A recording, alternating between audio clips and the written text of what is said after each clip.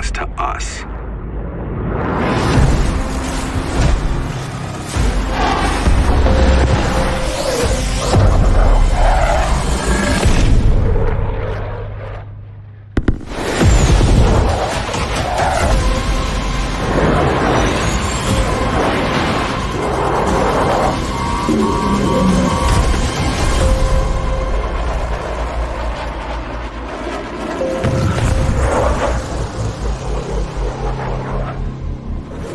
Copy that. Team Hireman.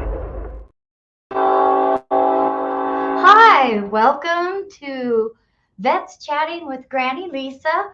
I am so excited. I have my buddy, my friend, Peggy Jones, aka the Enforcer.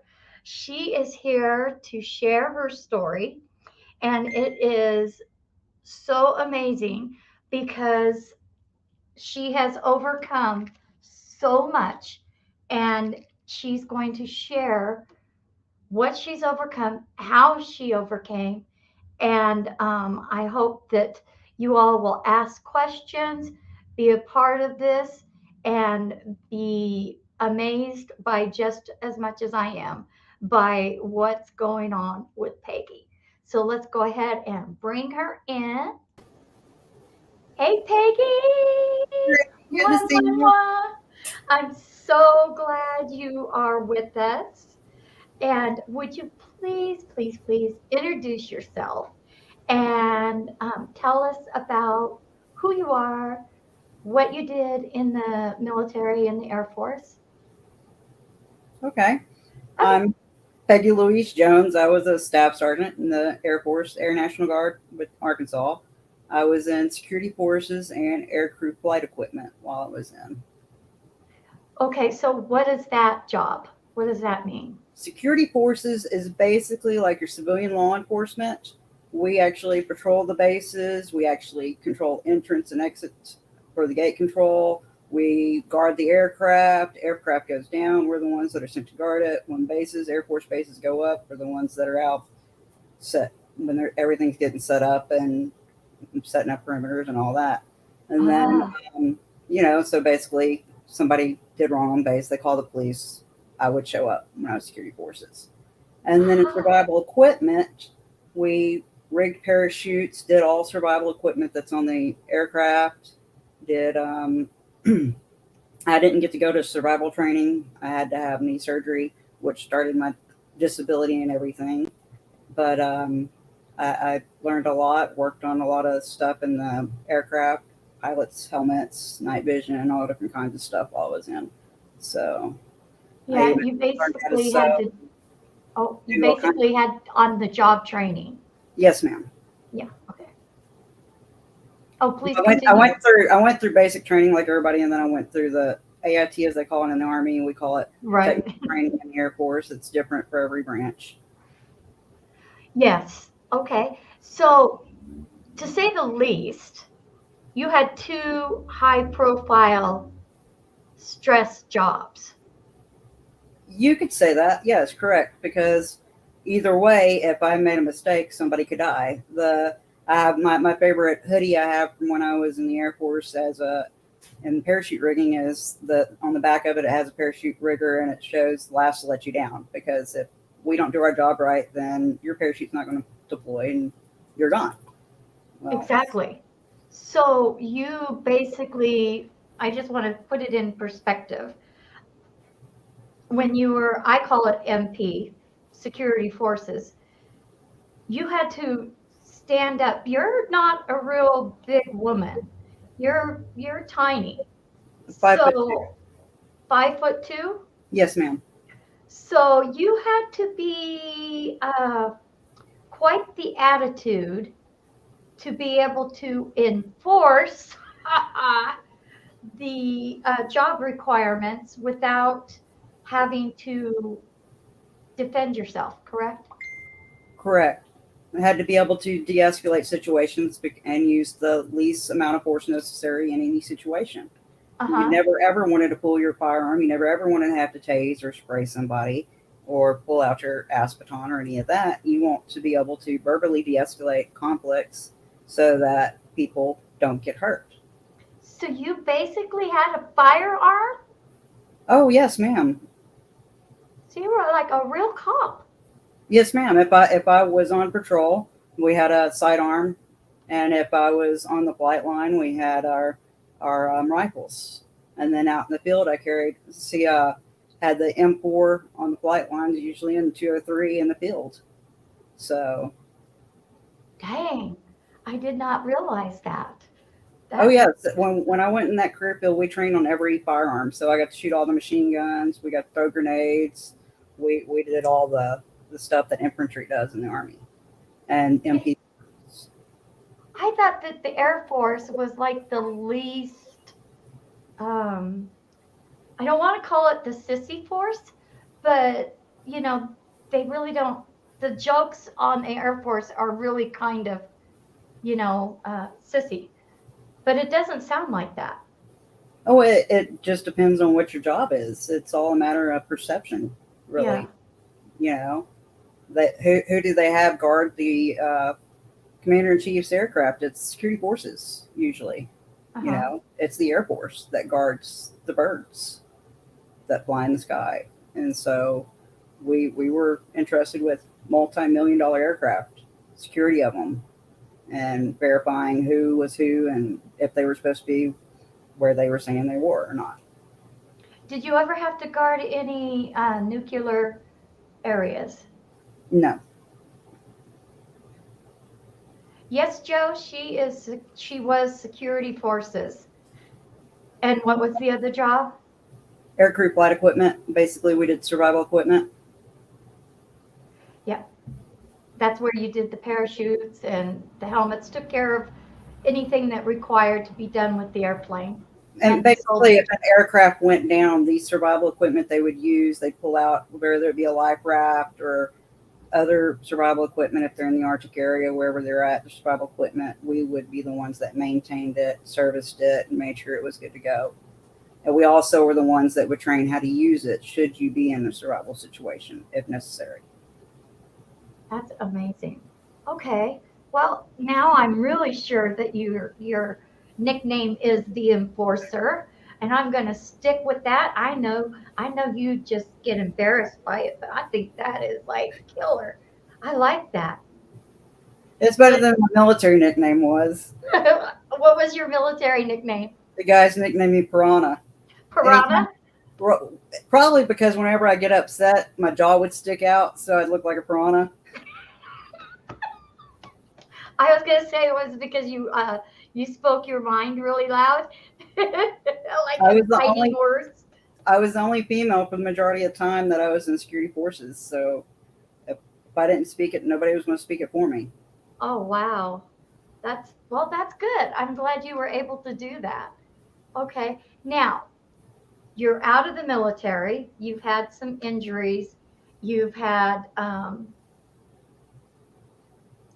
let's talk about what happened after you left the services and your journey with health, mental health with the VA. My enlistment came up and I wanted to reenlist, and I was told that I needed to go to the VA because of what was wrong. And I went to the VA and went through a long, tedious, arduous process of getting disability rating and all of that. And it took over a year for them to diagnose that after when I had the knee surgery, they cut through nerves causing complex regional pain syndrome, which is a progressive nerve disorder, a neurological disorder. Oh wow. And from at that time, if they didn't stop it or start treatment within 6 months, they said it's incurable. And so I ended up going through epidurals and all different kinds of things, trying to find something to help, but nothing helped. And it got to the point where I was being told the more you're using it, the more you're losing it. It's spreading. It started spreading up my leg from just instead of just my knee. And so then the suggestion was given to me to try the spinal cord stimulator, neural stimulator, which I do regret doing because I had a lot of problems with that. That was April of 2012. They did the implant, and the problem with it ended up being a recalled unit, because when you go to charge the battery, it would burn your skin. Wait a minute, you had to hook up into it? You were giving an external charger that you had to lay against to charge this internal battery, Oh, and okay. the unit that I had installed, implanted, was recalled. And every time I charged it, if I left it on, tried to leave it on the full time to charge it, I'd end up with burns. So I couldn't leave it on full time to charge it. Well, I eventually decided not to charge it anymore because it would come on in the middle of the night. And normally you'd have to have a magnet or this remote they gave you to turn it on. And it would just randomly come on. I'd be asleep in the middle of the night, it would come on. I'd be driving down the road, it would come on. And so I quit charging it, and I tried to get them to remove it, and they didn't want to remove it. They just wanted to remove the battery. And I said, no, I've still got these wires that are in my spinal cord, hanging out of the spinal cord, going down my back. It itches along these wires, which means my body doesn't like it, and it hurts. I feel it jangling around and poking out of my back sometimes. I want the whole thing out. It took until November of, what year was that, darling? 2020? It was November 2020 when we finally found a doctor that was willing to take it out.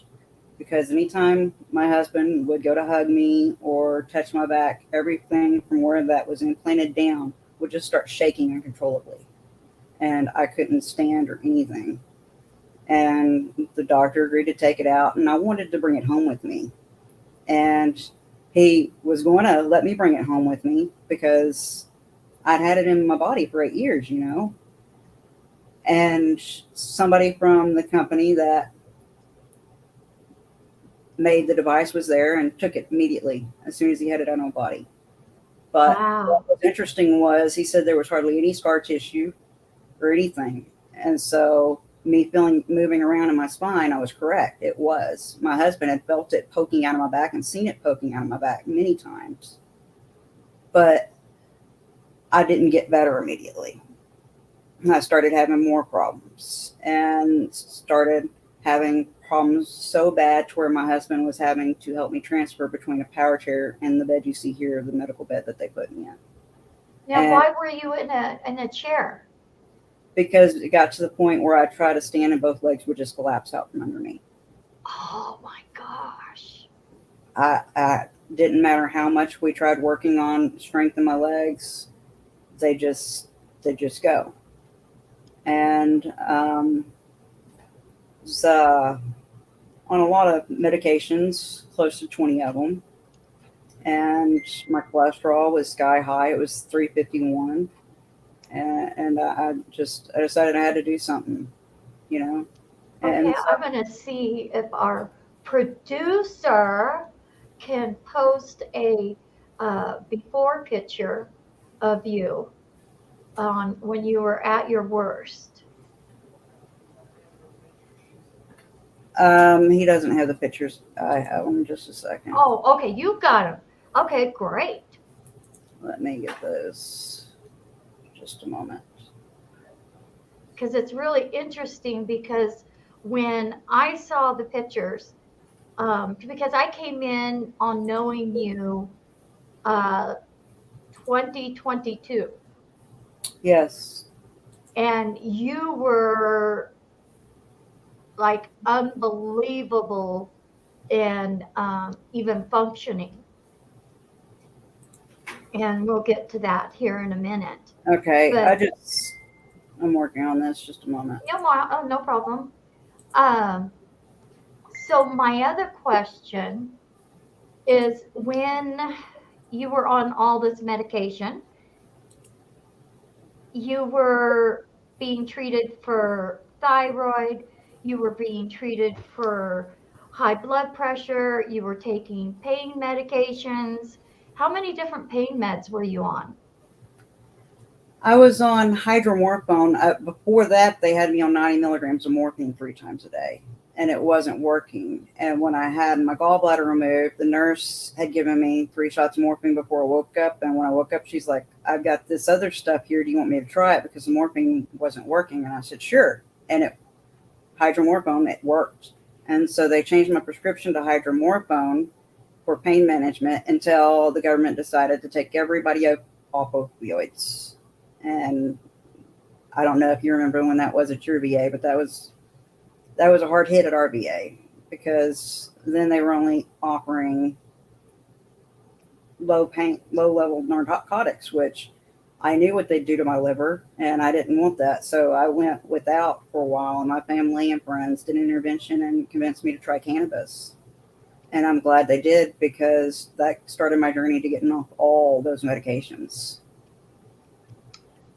When you, being a cop, okay, a former cop, and with your other job being high profile, and the things that you were taught, how desperate were you, and what really made you emotionally? Because I'm sure that you're having some mental issues, having to fight all of this and being depressed, that your life is really just being sucked out of you and you're not getting any help or relief. I was pretty desperate, Granny. I wanted to get better, and I'd done a lot of research on my own because I'd studied medicine since I was a little girl. Because at one point I did want to be a doctor, and so I went and did the research myself and saw that it did cure a lot of cancers and it did help a lot of stuff. And I started looking at our ecosystems and seeing what animals are starting to suffer because we don't have cannabis in the wild anymore. And I was like, oh my God, we have endocannabinoid receptors. There's a reason that we're supposed to have it. And so I gave it a try, and it got rid of my pain. It got rid of my anxiety. It got rid of a lot of problems. It made the nausea go away. I went from 17 medications down to 4. Holy cow. Holy cow, girl. That And that was incredible. That's how much cannabis helped me. It was that much of a difference. And so I started looking at other holistic medicines as well, and uh-huh. started talking to my acupuncturist, because I got the VA to start getting me acupuncture.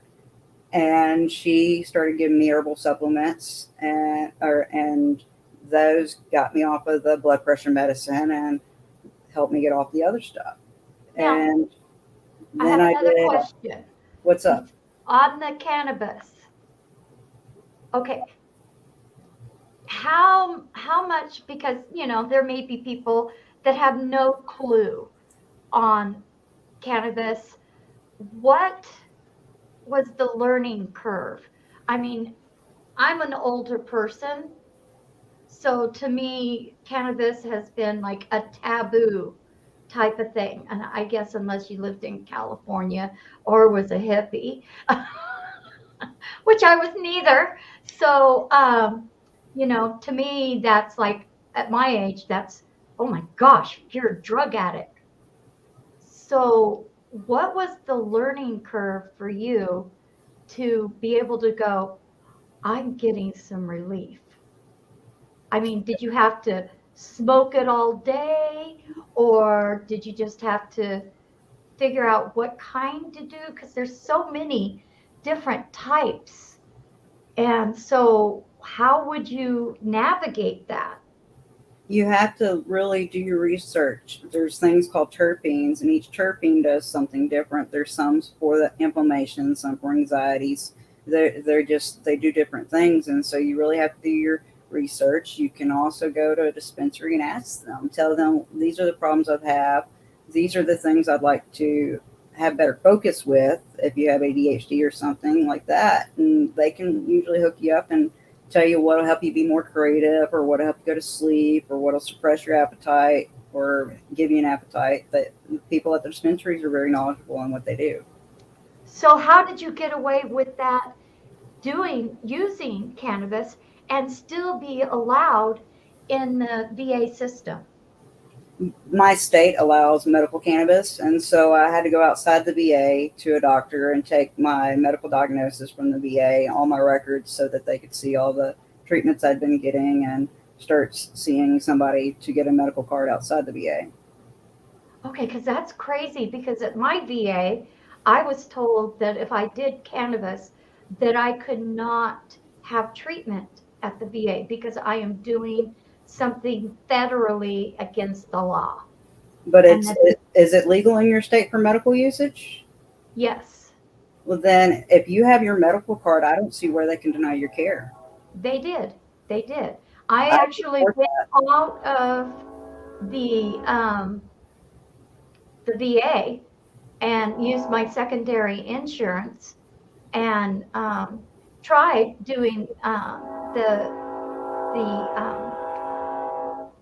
marijuana or cannabis, and it was different with me. I think it was just because of me and my knowledge was still so brand new, and with my disease, the pain was not getting taken care of. So it became to where I needed to make a choice. And so I went back to my pain management. But it was difficult on trying to understand all of that. So, and then to be told from the VA, I had to make a choice. When I hear you and other veterans, it's quite normal for a lot of veterans to be using cannabis and getting off all their medications, right?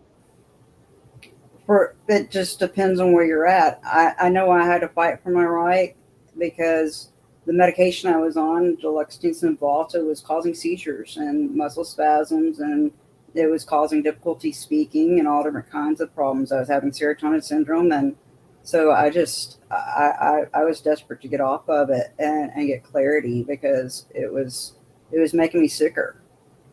Right. I And remember you. And of course, the doctors, instead of treating the root problem and changing the medicine or figuring out what's really wrong, they just give you more medicine to treat those symptoms. And you know, it's just the ever rolling cascade. And it's no wonder there so many veterans are dying because they're decommissioning us like we were equipment that's no longer necessary, useful, so they don't want us, and they're just trying to get rid of us. That's the way it felt anyway. Yeah. Now, at the lowest point, and you told me this, and I was so much in shock, but not saying it's not unbelievable because I can see the VA doing that, is that you at one point were sent home basically to die, that they could not do anything more for you. Is that what the issue was? Or explain to me if you I can. had gone in and gotten put into the mental health ward because the withdrawals from the SSRIs I was on, and I was still on a medication that was causing serotonin syndrome called trazodone, and didn't realize that that was what was still causing me problems at the time. But Mike was tired and he couldn't stay up with me, and I was suicidal, and so he admitted me to the VA. And while I was there, I realized that every time the veterans were given junk food and stuff, they were hungry about 30 minutes, 45 minutes later, and they'd start getting violent. They start getting angry. But the veterans that ate the healthy food, the natural food, they were full and satisfied until the next meal, and they were happy. And I was like, holy cow. Well, I also started asking everybody there, what are you here for? What are you here for? Everybody was given the same diagnosis, Granny, even though they came in at different times and for different reasons. And then given the same exact medication. Really? Yes, ma'am. And I had to fight tooth and nail to get them to quit serving me mammal, even though I told them many times before that I had an allergy to it. And finally, I told him, you're killing me. You're trying to kill me. And I don't know if you've ever talked to anybody that's been on a mental ward at the VA. Ours, there are no doors, and the bathrooms are open. You just have a shower curtain. And, Yes, so, I've been there. and it's men and women on the same floor, no Yes. separation. Nope. No separation at all. And so if you're a female with MST, you're triggered when those men start getting angry and you want Oh, to hide and you have nowhere to hide. no. And it's not like you're going to sit there in the group and share your trauma. No Right. way. No way. You Right. just want to go. I was the only female Well, what on the really floor. upset me, Granny, was they do this medical board while you're in there, and you're taken in there without any other veteran representative, without a patient, without your family. Nobody's allowed to come in there. It's just you and this group of doctors, this board of doctors. Yes. It's like, oh my God, you're here trying to get help, yet you feel like you're on trial. Oh, yes. No wonder they're losing their shit in there. Excuse my French, but No, you're fine. they're You can being smoke, triggered, you can left toke, and you can right. drink, whatever you want to do. You But have your freedom. You've earned it. I was started paying attention, and I finally like, no, I got to get out of here. Y'all aren't listening to me. I'm telling you what I need food wise, and you're not helping me. You're not doing what I need. I need out of here. And they're like, well, how do we know you're trying to help yourself? And I'm like, excuse me, because I'd been waking up and throwing up from September to January since I come off the deluxe team every morning, waking up with projectile vomiting and diarrhea from withdrawals, and lost a ton of weight. Oh, yeah. And I'd asked them to give me something to help me stop the vomiting and diarrhea so I could at least keep something down. I was miserable. It didn't matter what time I went to bed. I would wake up between 0:30 to 02:30 and be up until whenever I finally passed out. I was miserable. And so that's why I went into the hospital to get help, and went and got admitted, because these medications, the withdrawals and everything, were making me have suicidal thoughts. And I wasn't a suicidal person. Yeah. And I'd been eating clean, no junk food. I cut all mammal out. I was trying to do right. And so when this doctor said that to me, I was like, all right, bet I'll show you who knows more about my body and what's best for my body. And so I made it my mission to get better. And I've gone back to try to say hello, and she hasn't talked to me. But, I was very upset. I realized it's all the programming you experience from birth on, all the programming, all the things you're told to believe that causes you to have the trauma and other stuff that sticks with you and not allow you to let go. Mm-hmm. I don't know about you, but I grew up being told big girls don't cry all the time. Oh, yeah. And then in the military, you don't cry. Oh, if you showed any kind of signs of weakness, you were, well, it used to be called dogged, but I'm not sure what they call it now. But I learned through all this that not crying, not releasing those emotions, my body was holding on to it. Because Hmm. when I got so bad that my husband was having to help me transfer, I started paying attention to what my emotions were doing to my body, where I felt what in my body. And I noticed negative emotions made my pain worse. Hmm. And so I started down the road learning meditation. In July 9th of 2022 is the first time I experienced zero pain from sitting and meditating alone. Is that when you decided that you were going to basically, when they sent you home to just die, just do whatever you're going to do? We're done. Now You decided, that came after I'd already knew how to get rid of my pain. And because I knew how to get rid of my pain with meditation, I was like, okay, I'll figure out how to get rid of what else is wrong with me that's incurable, that I uh-huh. have x-rays for and everything to show that I have. And doctors say there's no way we can fix this without surgery, or it's incurable, whatever. I figured, okay, I'll figure out how to heal myself then. And so I started doing research and figured out a way to do it in meditation. And I've gone and had x-rays. All the degenerative discs are gone that I had. This neural and spinal narrowing I had, and my spine is gone, and all the other problems. And they, gynecologist confirmed that my uterine fibroids actually shrank. And he's asked me to do this meditation one more time to see if I can work through the rest of whatever the trauma is that I'm holding on to and get rid of them, to see if I can completely heal.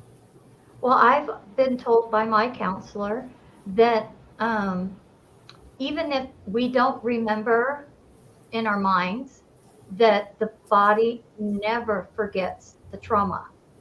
That's Our correct. mind will play tricks on us, but the body never ever forgets it. It doesn't. So you have to go and find out like your pain areas Hmm. and release that. And so that's what you were learning in your meditation. Yes, ma'am. I can tell you the process I use for my meditation if you'd like. Well, Uh, yeah, I think okay. it's I think it's I think it's something that people need to know, and especially with veterans that have similar encounters like you, especially soldiers coming back from combat, from PTSD, and having medical injuries, and just being put on pills, and this is the rest of your life. Absolutely. Well, 14 names, what I have there below my name, is where I have everything I've used on my healing journey, everything I found, everything I ran across that helped me get better and start walking again after 13 years. And so, my actual meditation, the way I started that out was I would visualize out with the old and with the new. And what I mean by that is, I would visualize my energy, all the old, bad, negative thoughts, all that running out of my body, out of one side, going down into the ground, deep into the earth, and then coming in through the other side of my body is light and all fresh, clean, new, light energy. And so once I get that going and I feel it rotating, then I would drop into and focus on my breathing and firing up my chakras. And I visualize each chakra starting at the root, imagine it rotating. And once I feel it rotating and firing off, I go up to the next one, all the way up to the crown. Then from there, I went into a heart focused meditation. And what a heart focused meditation is, basically, you're focusing on your heart, you're looking within, you're going within. And at this point of my meditation, I started checking, doing a body scan, checking, okay, where am I hurting? Where do I need to relax at? Because I'm laying down. I couldn't sit up very long at this time. I Hmm. still working on sitting up. And so I start doing that and I start sending love to everywhere I have pain. And then I decide, okay, instead of just ignoring these thoughts like I'd heard in teachings for meditation all these years, they're trying to teach me something. They're trying to say something. And I heard, yes, you're correct. And I was like, oh, really? I was like, so core beliefs maybe that no longer work for me and I need to work through? Yes. Would you like help with that? Sure. I'd love help with that. Now, this voice I'm hearing, I've heard for years, and friends have heard it. And if our producer could put a picture of his face that we have up on the screen, I'd appreciate it. We refer to him as teacher. Can you hear me? I think our producer is working on it. Here, Oh, I'm gonna bring him in. I'm gonna bring him in because this is so new for all of us, and this is Peggy's husband. Hey, producer Mike. Hey guys. Hi. Now you've gone through this journey with Peggy forever. You've been her Yes. caregiver and had to really put your own life and health on hold to take care of your loved one and the frustration of the VA, correct? Yeah, I've been through the whole ride with her. We got married in 2016, and then I started helping her advocate. I guess it was about 2017 we started really harassing him, didn't we, to help you? And they kept throwing pills at her, and that's something I knew from a long time ago. My grandmother was, I would say, a victim of that also on my dad's side. The doctors just kept over prescribing medicine after medicine, chasing down problems instead of actually going to the cause of what was the issue. Mm-hmm. And I forget how many medicines she was on. She was it had her hallucinating literally, and she didn't even realize it. Oh, So wow. yeah. What's this So picture that we're looking at? this is well, why don't you tell him, honey? okay. So I hear this voice in my head, and this is teacher. If you look there on the screen in the blue, you can see this big eye, nose, and a mouth, and this head. Don't know you can't see my cursor or anything. Oh, I wish I could. Okay, so is it Honey, like do you in mind? here? This is the eyes, the nose, and the mouth. Can you see my cursor? Yes. Oh, Here's there my we go. cursor. So Oh, here's there an we go. eye, here's an eye, there's a nose, there's the mouth, and here's the whole head right here. Oh, okay, I can see that now. Yeah. And So this is Yeah. an This was infrared. a photo that one of my fellow investigators captured. I used to do paranormal investigations for quite a while, and this was an entity that had been with me since childhood. And everybody tells you have imaginary friends. Well, mine kept showing up, so I ended up getting into paranormal investigations. And for a better word of it, it's a friendly. That's the best I can explain it. Yeah. Okay.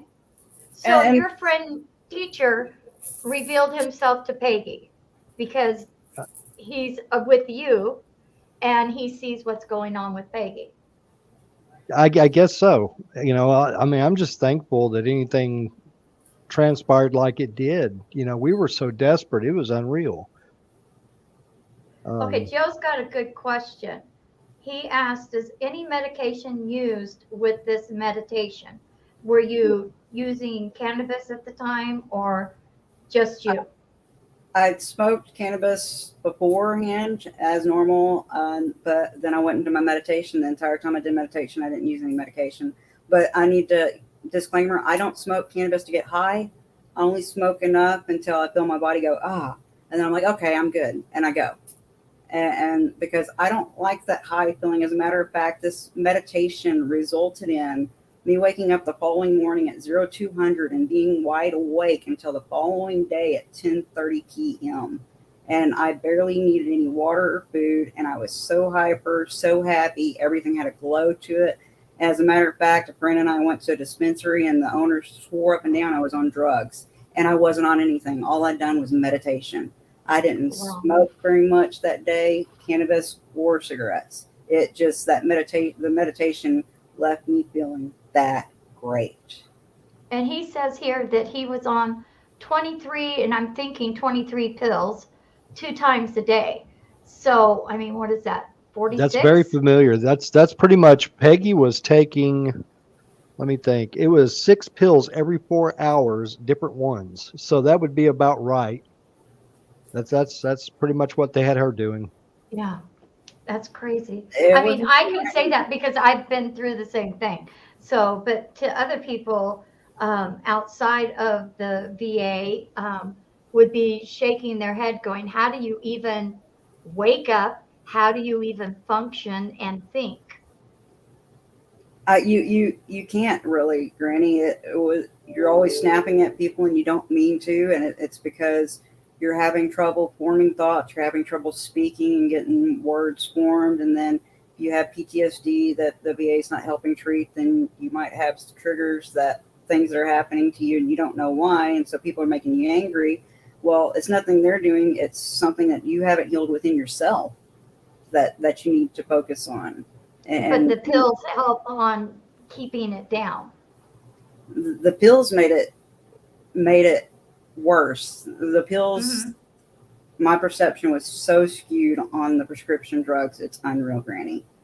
And I was so desperate after I got out of the hospital. Before I did this meditation, I decided I wanted to try something I hadn't done because a friend just suggested to me to try microdosing and sent me enough to do it a couple of times. And both times I sat down and I researched. And I found where the government changed our laws. And so big pharma started profiting. And then our music, the hertz was changed from 432 hertz, which is in harmony with the Earth's frequency, to 440, which is in disharmony and causes discord. And I started finding out about the solfeggio frequencies and how there's different frequencies to heal, and started finding out, oh, wait, well, I wonder if stuff in the body is linked to trauma, because I'd heard that when you don't process emotions, they get stored in the body. And so, Right. as you can see it on Porchy Danes, the human hangover had these charts on there, and I saw it said, well, if you hurt here, then it's this reason, or if you hurt here, it's this reason. So I was taking that all into this meditation, and I did so much research. My phone had over 550 tabs open, and I didn't even count how many total windows and tabs I had open on my computer, because Uh, I deep dove and looked for information to help me heal. Joe, I don't know if you could see the comment there. He put Yes. down, the will to live is the only explanation I got. Well, It what sounds like was from you two have had a very similar experiences. probably very similar. What really surprised me was that microdose Granny stopped all withdrawal symptoms. Every last withdrawal symptom, the SSRI syndrome went away, everything. I didn't take any more trazodone after I microdosed because I felt better, and I felt those nerves that had been firing off pain and everything. I felt them coming back alive, and like they were like stuffed spider webs going across my legs. It was crazy where the nerve Right. damage had been. It felt like everything was regrowing and coming back alive in my brain. I could think, I could function, and it was wonderful. And so I decided that when I was doing a class through Upaya online during one of their sessions where they do a week of meditation, that I was going to do this particular meditation one day. And Uh-huh. so I did this meditation on one of those days. And so I get to the point where I hear teachers say, "Would you like help with this?" I'm like, "Sure." And suddenly asked me, "Who told me it wasn't okay to cry?" And I'm like, "What are you talking about?" And suddenly I hear Frankie Valli's "Big Girls Don't Cry" playing in my head. And he's like, I remember that song. and imagine me sitting in lotus position in a dark room with fog, and he's standing over me with a TI hat on. "So who was it? Who told you not to cry?" And I just started naming people. And I was like, "How many times have you?" And suddenly all these images started flashing, thousands, through my head every single time. Somebody shamed me, guilted me for crying and releasing that. And he's like, "Remember back, when was the first time? When was the first time?" And I'm like, "We're just told not to cry." "No, something else. You were told not to cry, but it wasn't words." And I was like, "Shh, yes." I'm like, "You're kidding me." All the way back to being a baby, being told, "Shh," as a baby. That's when it began, all the programming. He said, "You are correct." And I was like, "Oh my God." And so the rest of the meditation went him showing me the programming I experienced in my life via TV or music or people telling me Uh-huh. this wasn't right, that wasn't right. And then showing me everywhere in nature, all the animals, where it's natural behavior, because we are animals, we're mammals. Just because we dress up and we speak doesn't mean that they don't speak. Doesn't mean that Yeah. they don't communicate and have the same problems, the same traumas happen to them too. I have a They have, question. okay. You had touched on it really quick, and you were saying about frequencies.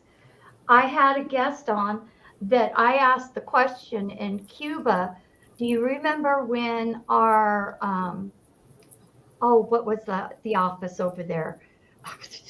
Anyway, our government workers were getting sick, and they couldn't diagnose what was going on to them. The Havana And syndrome. yes, and that it was because of the frequencies that the Soviets had planted in the what is that building that you go to? I'm not sure, but I know Oh, what Oh, you're the talking about. embassy. embassy. Thank you, the embassy. Brain fart. Anyway, but and then also in Desert Storm, that the military used a frequency, I don't want to call it a bomb, but some kind of a frequency weapon to where it caused pain and confusion. And you know how they were saying the soldiers, the Iraq soldiers, were just laying down their weapons and just giving themselves up. And the media was saying it was because they didn't want to be under control of Saddam Hussein, but it was actually the military trying out this new weapon on frequency in controlling the enemy. Does not surprise me. I know we So, have weapons that do stuff to people's bodies that's with different frequencies. so don't you think that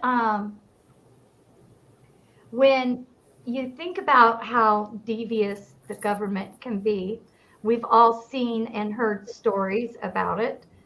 Um, don't you think that that's one of the things that they could be doing to us older or veterans is trying to use that against us? Because it, like you said, it affects all life forms, all life, even plants and trees and everything, right? Right. Everything's affected because we have the frequencies off from what the natural frequency of the earth is. Yeah. I just wanted to touch on that because I want to make sure I was understanding when you were talking about it. Oh, Joe thinks it's called the sonic weapon, I believe. Yeah. I can't remember what my guest had called it, but I was like, I knew it wasn't just a conspiracy theory. Right.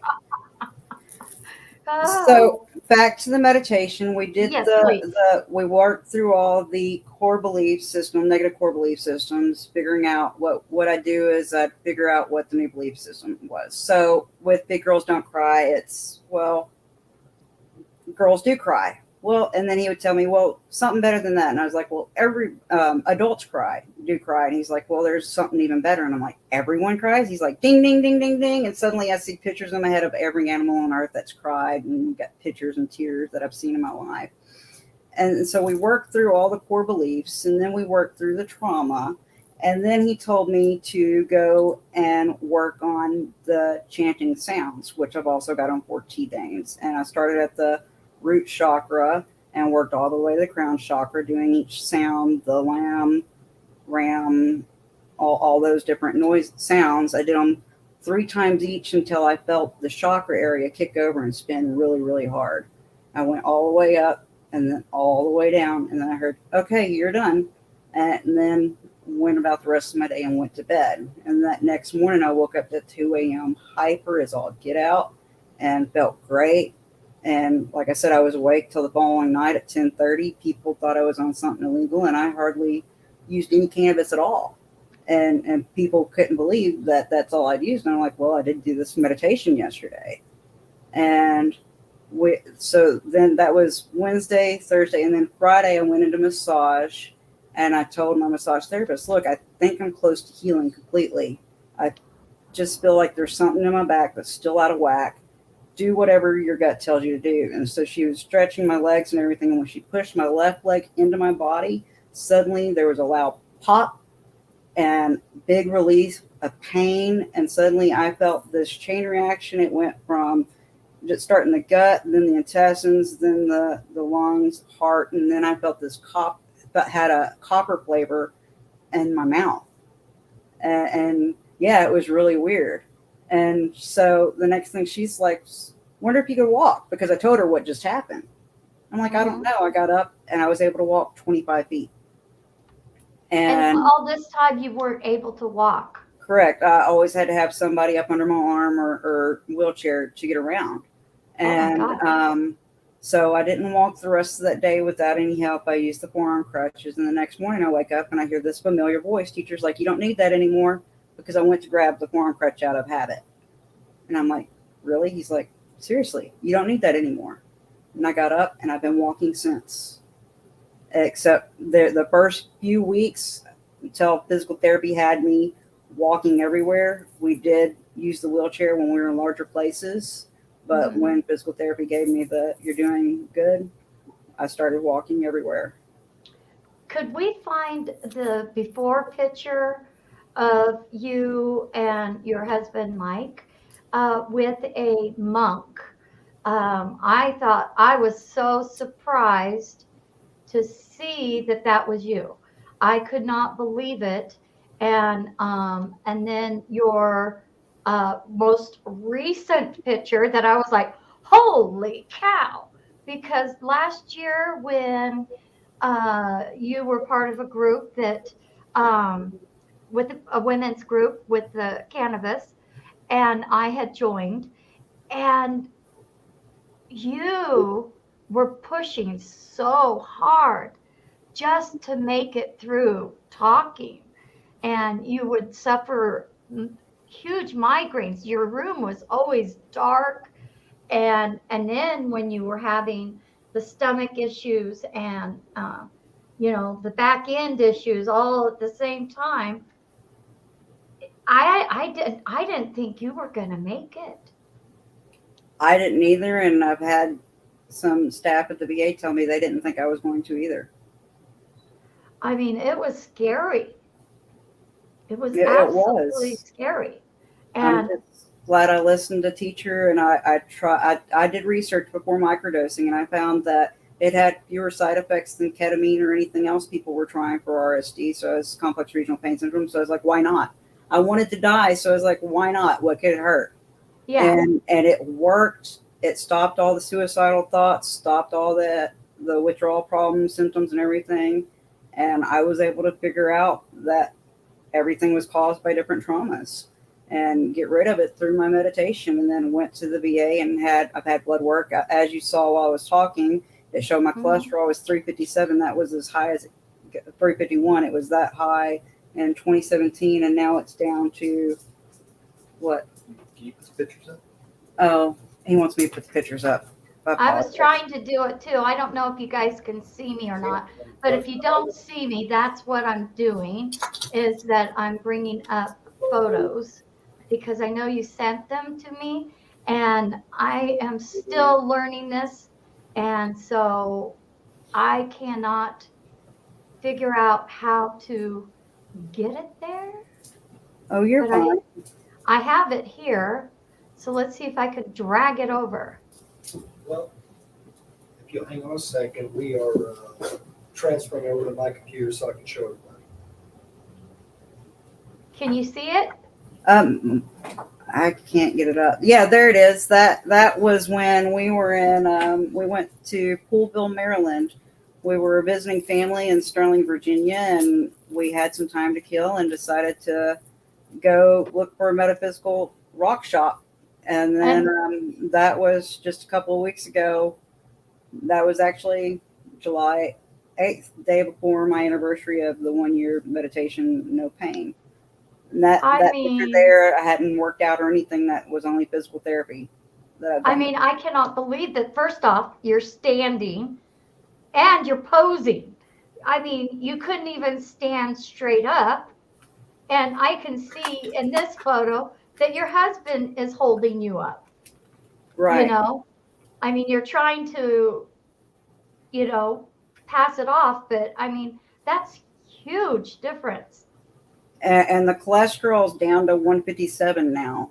And so it's back down to normal range and everything else. And it's because I got off the medications. I went to holistic medicine.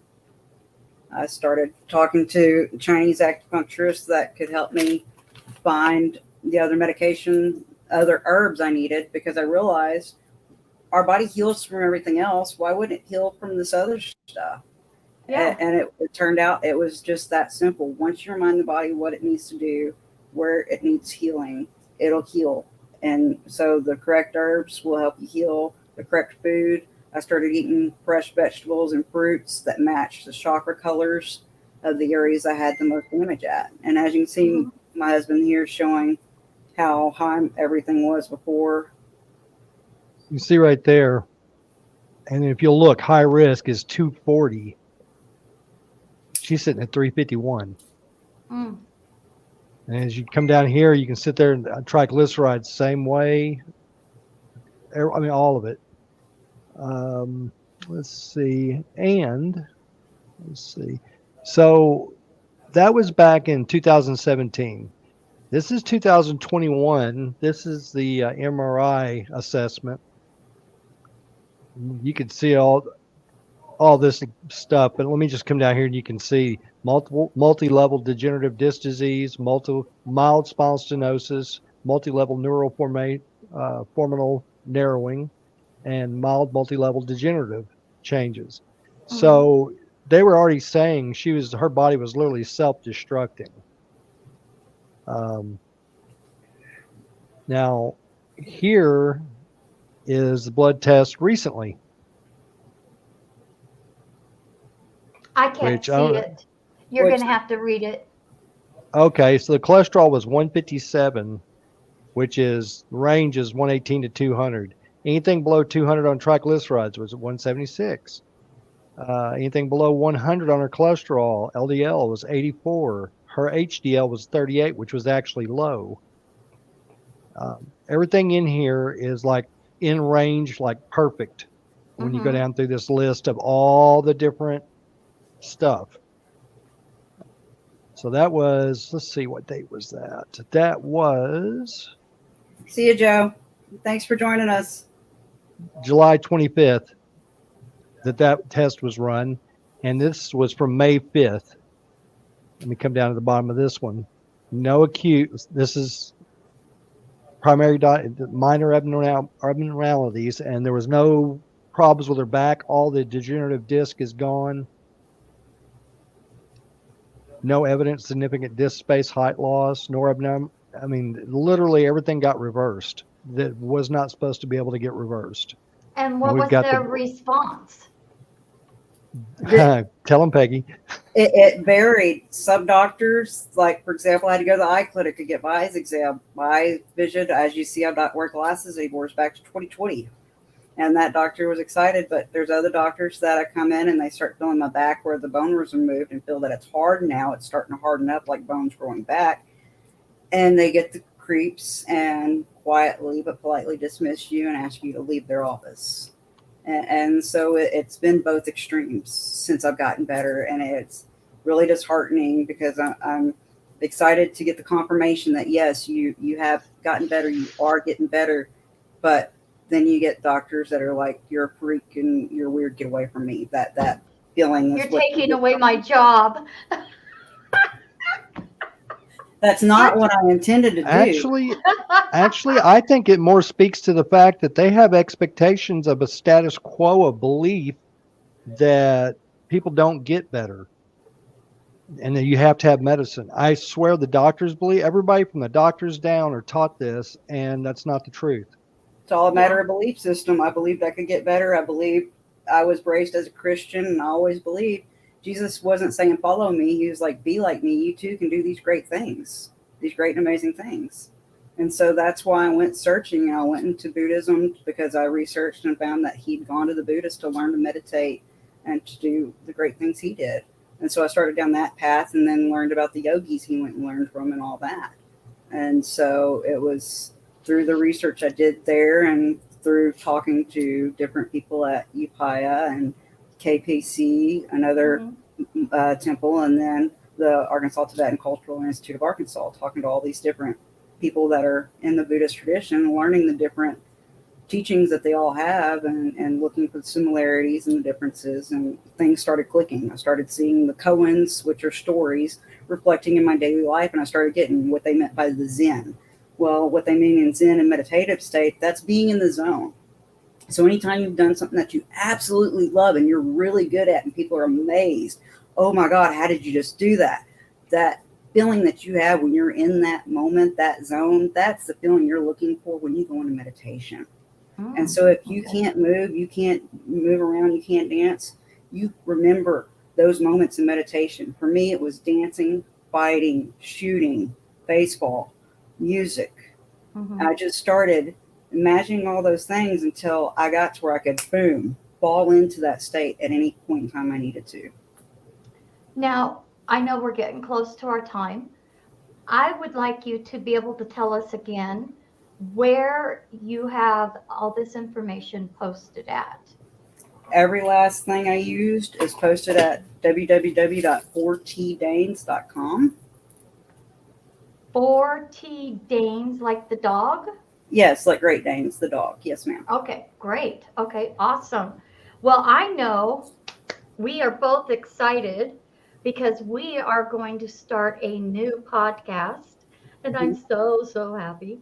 It is called That's Coming Clean, And you could see down in the corner here that it's got vetscomingclean.com. That's our website, but it also has everything in there. It's got Granny Lisa.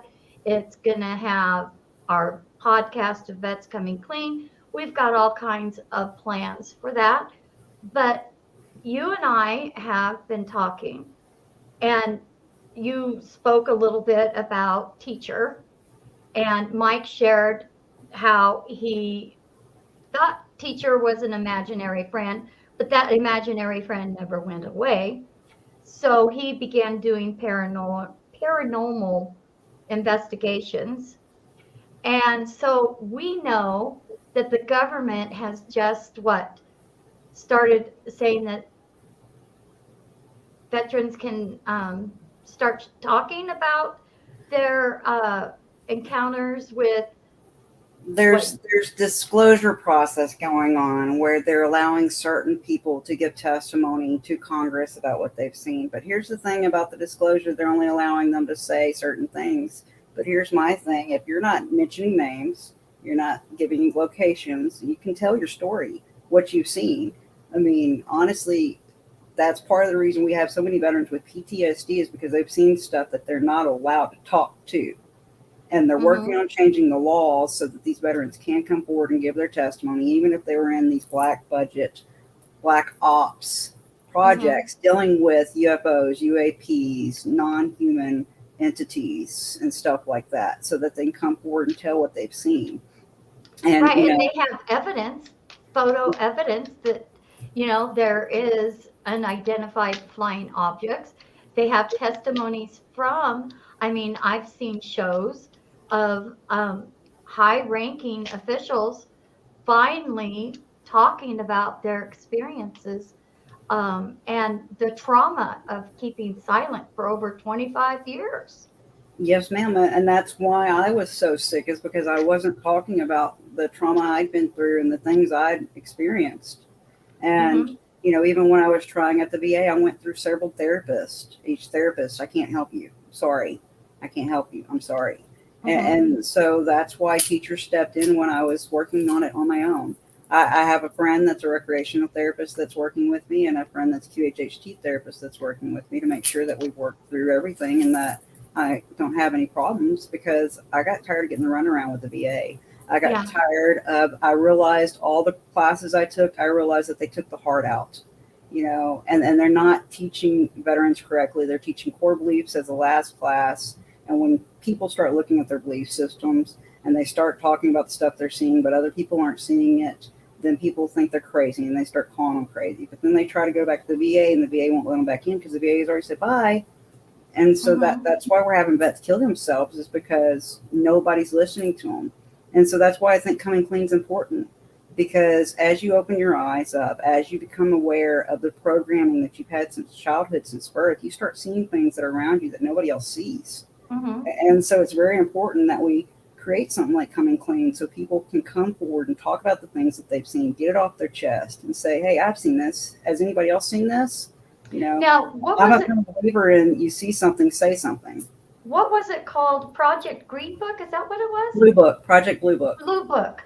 After they put that down, they had a bunch of scientists gathered together to figure out a plan to discourage and how to stop people from talking about it. And one of the things that they used was fear and saying that they're crazy.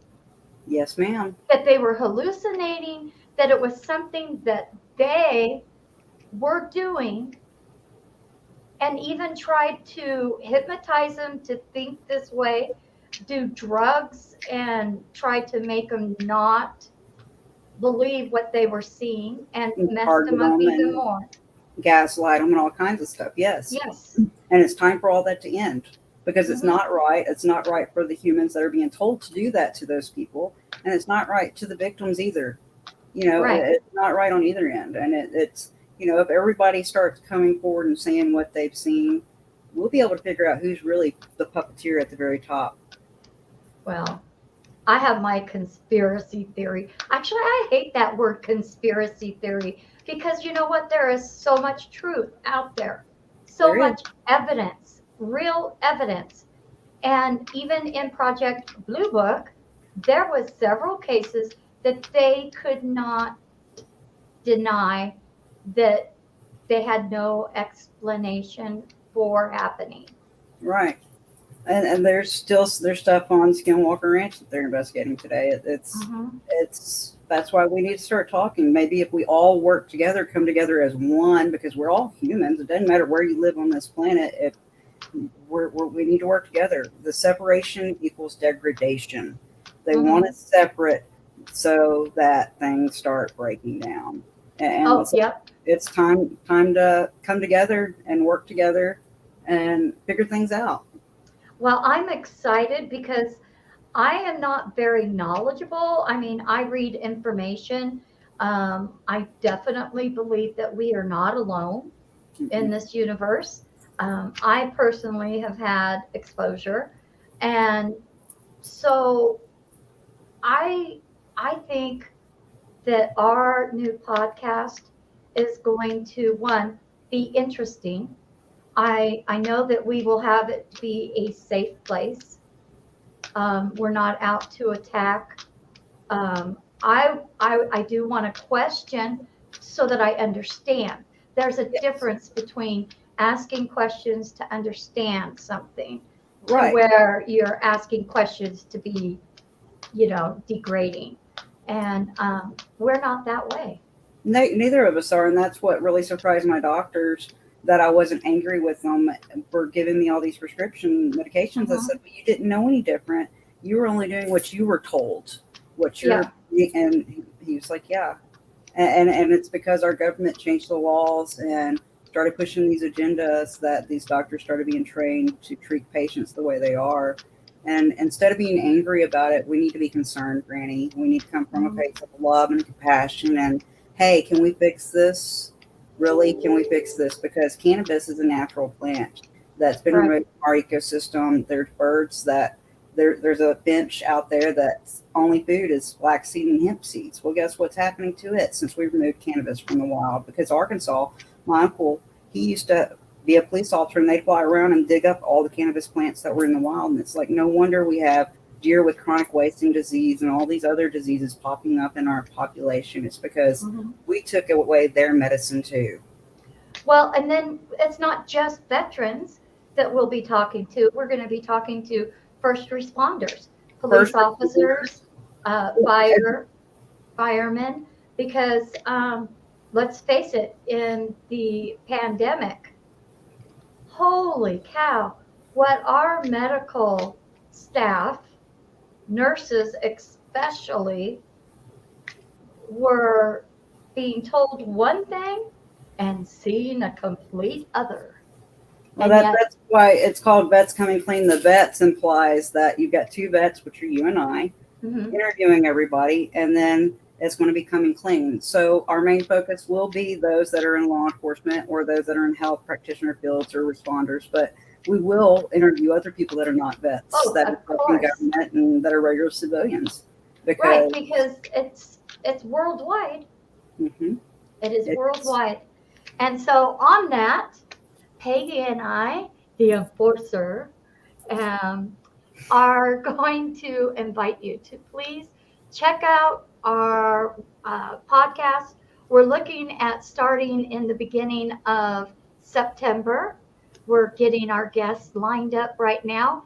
And if you have something that you want to share, if you want to come clean, definitely get in touch with us. Go to vetscomingclean.com, and there is a spot there that you can sign up and get in touch with us, and we will happily talk to you and see how we can get you on and talk about what you've experienced. And I could tell you one thing, you probably are not alone in the experience. So thank you so much for joining us. Peggy, I have one last question that I always ask all my guests. Are you ready? Go ahead. If you were called to service back to the military under the current commander in chief, would you? Doesn't matter who's serving, I'd still serve because I'm serving our country. Doesn't matter who the figurehead is. Okay, thank you. You're welcome. And you probably thinking, why do I ask this question? Because I'm kind of keeping a personal tally of it, because I've gotten both answers. And so it's interesting to me to see where veterans stand. You know, there's a lot more that say very similar things. One was that if they had to keep their children or grandchildren having to fight, that they would go and take care of it now so that their future generations didn't have to deal with it. So it's a lot of similar answers like you. We don't have to, it's not the administration, it's the country that we serve. We don't serve the president. He's just the commander. We serve the country. That's correct. So- That's why I joined, Granny, as I understood that if there weren't people willing to serve, then we wouldn't have the freedom of what we perceive as freedom in our country that we have. And so that's why I originally served, because my father had served before me and I wanted to continue the tradition. Yeah, I have 5 generations of service in my family, and I'm very grateful for that installment of loving my country and the freedoms that we take so for granted. And you know what? We fought for everybody to have their own opinion. Yes, ma'am, we did. We don't have to agree with it. We just don't have to destroy the other person for it. That's correct. Just ask for understanding. That's all I ever do. Yep. And so with that, we're going to go ahead and, I had a plan. I can't remember, but I'm going to go ahead and put on the last bit of music. And I want to keep up our website. And again, visit us at vetscomingclean.com. Hey, Mike, our producer. Is there anything you want to add? I put you on.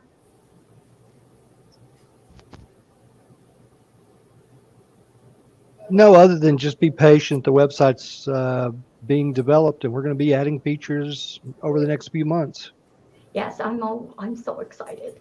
So, yep, he's our you're our what do you call it? IT editor. I wear a lot of hats. You have a lot of hats. And we're very thankful for you voluntarily doing this for us. So, and for the veterans. So we're going to go ahead. I'm totally supportive. You are. So I'm excited. We're going to put on some music, leave up the website so you can go to it and check it out.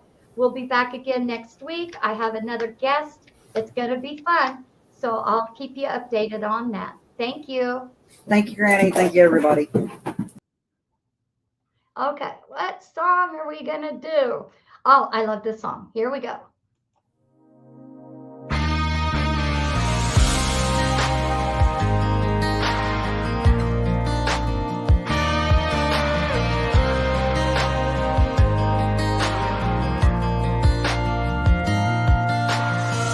Sucker punch somebody on a sidewalk, carjacking old lady at a red light, pull a gun on the owner of a liquor store. You think it's cool, act a fool if you like. Cuss out a cop, spit in his face, stomp on the flag and light it up. Yeah, you think it's tough. Well, try that in a small town. See how far you make it down the road. Around here we take care of our own. You cross that line, it won't take long for you to find out. I recommend you don't. Try that in a small town.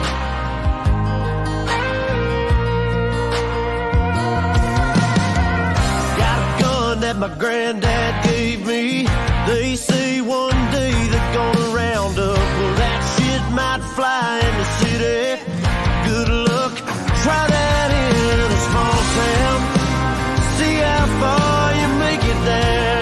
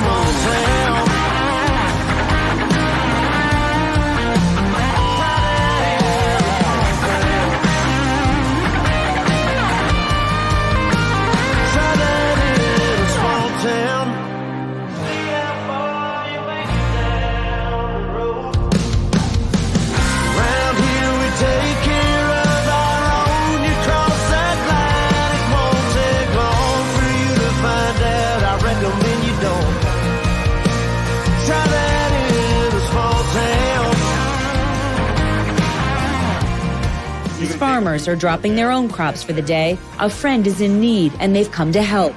It's what this community and a lot of our communities stand for. Somebody needs some help, you'll get it. A small town